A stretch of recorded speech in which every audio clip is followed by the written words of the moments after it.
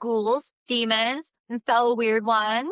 We are going into let's see, 16, book 16 in my series of The Tale Behind the Weird Tales.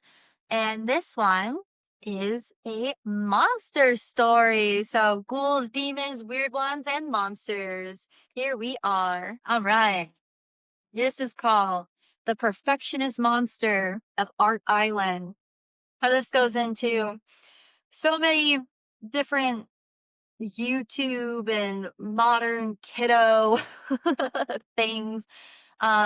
These like island monsters and all the stuff that other kids have taught me of entertainment that I have absolutely no idea behind.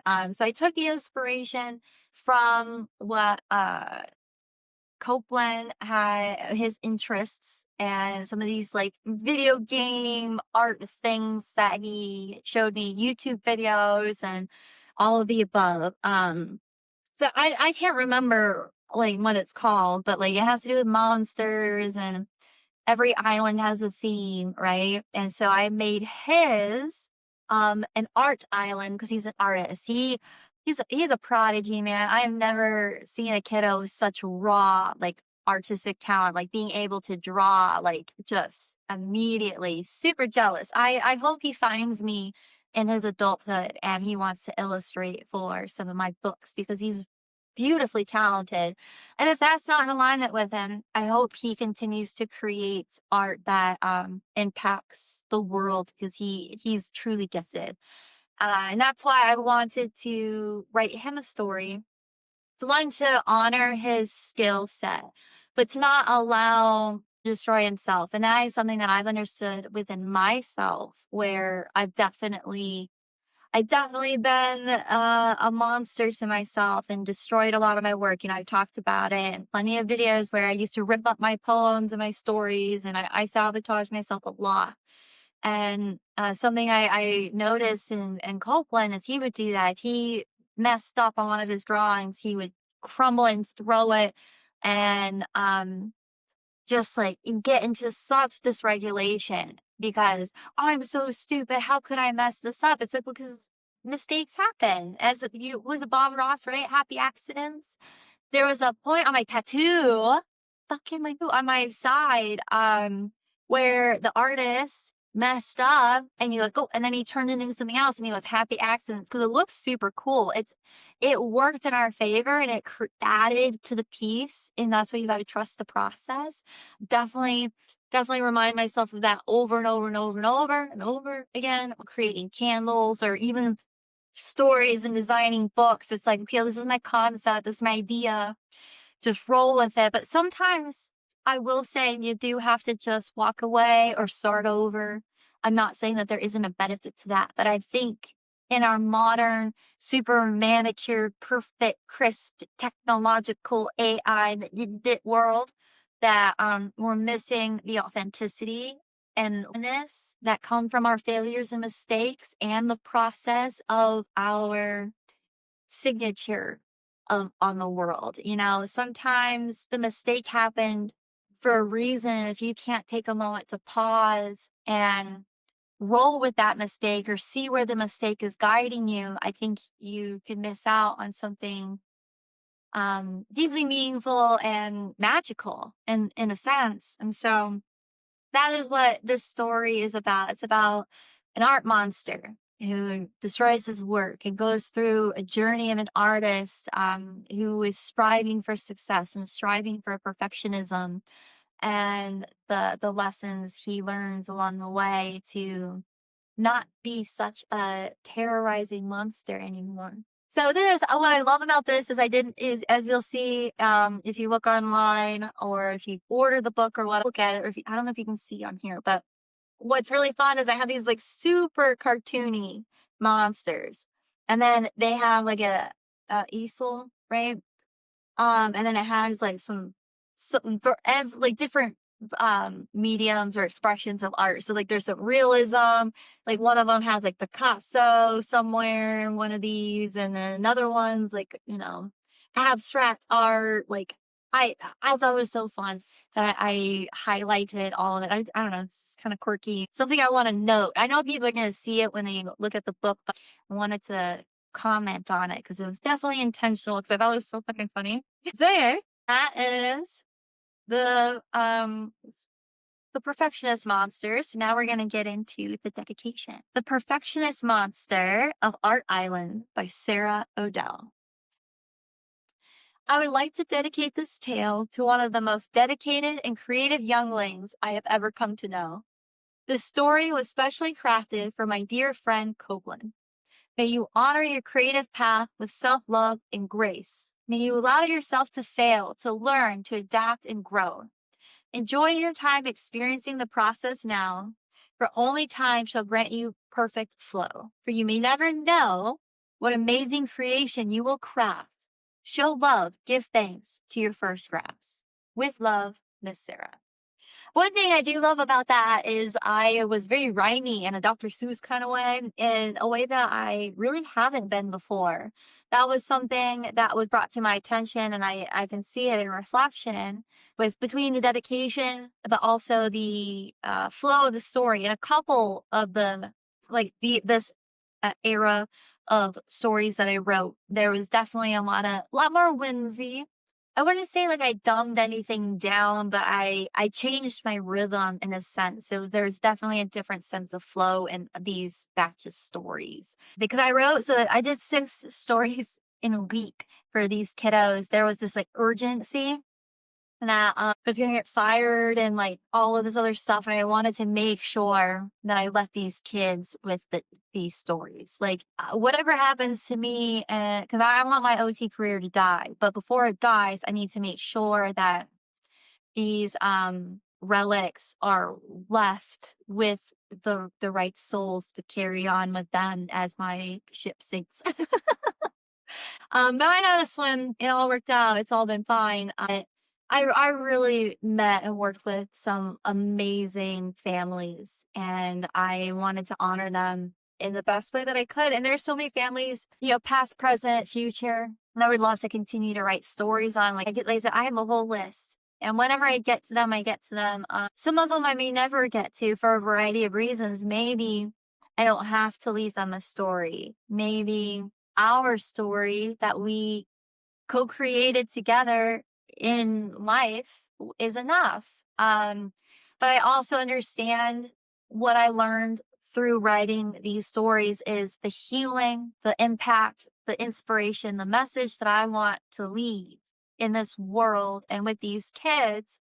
I'm doing through writing and my art, and I'm receiving the fulfillment that I've always wanted to receive through this path, through this medium, in a way that I never experienced in my OT medium. And it's not to say there's anything wrong with OT, and it's not to say I didn't impact and leave something meaningful behind for people who didn't get to experience this side of me. I would love to backtrack and like make sure everyone knows, but sometimes you don't have time for that. Sometimes the only thing you can do is move forward. But this is something not so much out of regret, but I don't want any of these kids to live in regret. I don't want them to choose a different path and realize they need to turn around and go a different direction. Like I went super far down the misaligned path. I'm not going to call it a wrong path, but the misaligned path that I felt like I was backtracking. I kind of also don't feel like it was more a backtrack. I feel like it was a really curvy, out of the way, long side quest. I still got to the point I was going to get to. And I definitely took the longer journey. And sometimes that's necessary. I firmly believe that everything I've experienced led me to where I've been meant to be for a reason. I don't know if I would have gotten here any other way. There's so much I don't know. And so I try not to live in regret, but I do wish in a way that I had been doing this from the beginning, which I started doing at 9 when I was gifting it to my family, who didn't necessarily support me in the way that I needed to be supported. And the families that I worked with, if they taught me anything, especially with this batch of books, there's like you said, this group of 6 books that I did. If that taught me anything, it's that there are families who will love and support their children who they are as individuals. That was healing for me to experience, to witness that it is possible. And I don't have to bang my head against the wall trying to get parents to wake up and love their kids. I think there's a whole shift of a generation of parenting that is beautiful. And I think it came from generations of abuse. There's a lot of people waking up to breaking the cycles, and I don't know, that piece for me is like, I don't need to be in this role anymore, which is part of what I felt like my OT role is learning how to mend broken families and making sure parents understood that they should love their kids unconditionally and allowing for them to have authenticity while trying to teach families. I essentially was teaching myself and doing a lot of deep inner healing work that I feel like has been concluded in a really beautiful way that I'm really excited about. Because now I get to start the rest of my life in a way that I've always wanted to live it. But a lot of that ancestral collective work had to be done. And I think that that was a big part of my purpose and that journey. So not only was it healing for me, but it's healing for others, and it set a huge foundation for me to continue on this path as a writer. I firmly believe my OT career made me a better writer than I ever would have been without it. Not just the education on like a scientific, psychological level, but the connection to humanity and seeing the vast spectrum of human experience and the human emotions and cultures. Like so many different cultures, I've been immersed in diversity,